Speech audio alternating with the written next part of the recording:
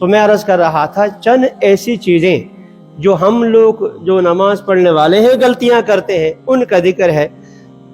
سب سے پہلے یہ کہ رکوع میں جاتے ہوئے رسول اکرم صلی اللہ علیہ وسلم کے بارے میں ہے کہ فَكَانَ إِذَا رَكَعَ سَوَّى ظَهْرَهُ حَتَّى لَوْ صُبَّ عَلَيْهِ الْمَاءُ لَاسْتَقَرَّ، ابن ماجہ کی روایت۔ آپ صلی اللہ علیہ وسلم رکوع کرتے تھے تو پیٹھ کے پچھلا حصہ اور آگے والا حصہ یوں برابر ہوتا تھا، اگر گلاس میں پانی رکھ دیا جاتا تو وہ برابر رہ جاتا، یوں سیدھا جو ہے آپ صلی اللہ علیہ وسلم رکوع فرمایا کرتے تھے۔ اور حضرت صلی اللہ علیہ وسلم نے نہا ان یدبج الرجل فی الصلاۃ، نماز میں جو ہے تدبیج سے منع فرمایا۔ تدبیج آگے لفظ ہے تدبیج الحمار، جیسے گدھا سر جھکاتا ہے، یعنی رکوع میں سر نیچے کر دینا اور پچھلے والا حصہ اوپر ہو جائے۔ آپ صلی اللہ علیہ وسلم نے اس سے منع فرمایا، نہ سر اوپر ہو زرافے کی طرح، نہ سر نیچے ہو گدھے کی طرح، بالکل برابر سرابر ہونا چاہیے۔ اور حضرت صلی اللہ علیہ وسلم نے تقریباً 8 قسم کے جانوروں کا نام لیا ہے نماز میں، فلاں جانور، یہ اس لیے تاکہ اب گدھے کے ساتھ تشبیہ دینا تاکہ انسان اس سے یہ گدھے کی حرکت باز آ جائے، تو فرمایا کہ اس طرح نیچے مت جھکا کرو جیسے گدھا جھکتا ہے، بالکل برابر رکھا کرو۔ اور لا تجزئ صلاۃ لا یقیم الرجل صلبہ، جو اپنی پشت کو برابر نہیں رکھتا اس کی نماز تو سرے سے قبول ہی نہیں ہوتی۔ لہذا پہلا کام یہ کہ کمر برابر ہونی چاہیے، یہ نماز سیکھنے کی چیز ہے۔ ہمارا ہاں تو یہ ہے کہ بچپن میں دادی نے نانی نے جو نماز سکھائی وہ کلمات بھی ایسے ہی بس ادا کرتے چلے جاتے، حتیٰ کہ ہم مسجد مدرسے میں جو بڑے درجوں میں طالب علم ہوتے ہیں میں ان سے بھی سنتا ہوں نماز، ان سے بھی جب سنتا ہوں نا تو وہ بھی بعض ایسی پکی ٹھپکی غلطیاں کرتے ہیں، وہ بس چلی آئی ہوئی ہے، وہ بس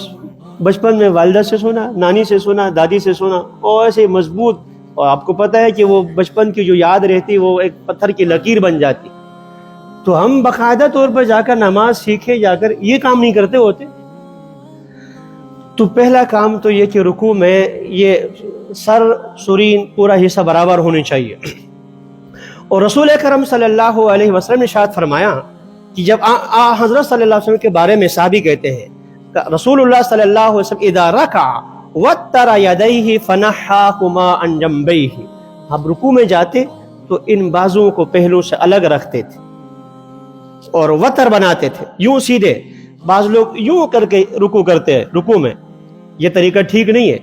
اب میں یہاں تو بتا نہیں سکتا، بعد میں الگ سے آؤ گے تو سکھا دوں گا آپ کو۔ تو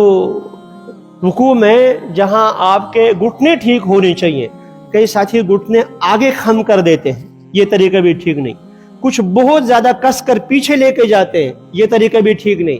جس طرح قیام کی حالت میں ہے ہو بہو اسی پوزیشن سے آپ رکوع میں چلے جائیں، اس کو کہتے ہیں نصب ساق، پنڈلیاں اپنی جگہ پر، یہ والے حصے پر اگر وہ دیوار بنانے والے مستری ہوتے ہیں سال لگاتے ہیں، اگر وہ لگا لیا جائے تو یہ بالکل نیچے برابر ہونی چاہیے،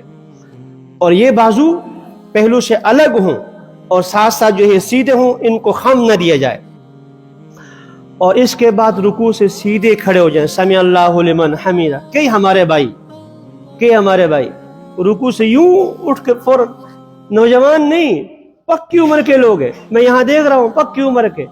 اور پکی عمر سے مراد میری 70 سے اوپر کے لوگ بھی یہاں پر ایسے ہیں، بعض حضرات رکوع سے یوں اور نیچے ٹھونک لگا دیتے۔ آپ نے ایسی ہی نماز کے لیے فرمایا تھا قم فصلی فإنک لم تصلی۔ دوسرے ائمہ کے ہاں سرے سے نماز کا فرض ہی ادا نہیں ہوتا، یہ تو امام ابو حنیفہ رحمۃ اللہ تعالی علیہ نے تھوڑی سی ہماری لیے آسانی کر دی، تو فرض تو ادا ہو جائے گا لیکن واجب یعنی فرض ذمے سے اتر جاتا ہے لیکن دوبارہ پڑھنا ضروری ہے، واجب الاعادہ ہے۔ دوسرے ائمہ فرماتے سرے سے فرض ہی ادا نہیں ہوا، قم فصلی فإنک لم تصلی، یہ فرمایا آپ۔ تو رکوع میں یہ رکوع کے بعد سیدھے کھڑا ہونا، سمع اللہ لمن حمیدہ کہہ دیا، اس کے بعد ربنا لک الحمد، یہ پڑھ کر اس کے بعد اللہ اکبر رکوع میں جانا چاہیے، سجدے میں جانا چاہیے۔